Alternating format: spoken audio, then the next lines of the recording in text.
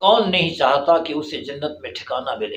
ہر بندہ جنت کا طالب ہے، ہر بندہ جنت سے لطف اندوز ہونا چاہتا ہے، وہاں خرام ناز چاہتا ہے، وہاں چہل قدمی چاہتا ہے، وہاں نعمتیں کھانا چاہتا ہے، لیکن یہ تو تب ہوگا جب وہاں پہنچیں گے۔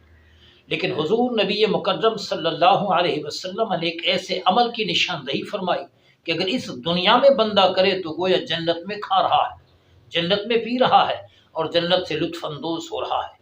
میرے آقا علیہ الصلوۃ والسلام نے ارشاد فرمایا، اذا مررتم بریاض الجنت فرتعوا، جب تم جنتی باغات پر سے گزرو تو وہاں کھا لیا کرو۔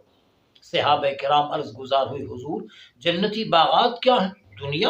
دنیا میں جنت، جنت کے باغات، ہم اوپر سے گزرے پھر کھا لیا کریں تو جنتی باغات سے کیا مراد ہے؟ عرض کیا، وما ریاض الجنہ، حضور جنتی باغات کیا ہیں؟ میرے آقا نے فرمایا، مجالس العلم، علم کی مجلسیں جنتی باغات ہیں۔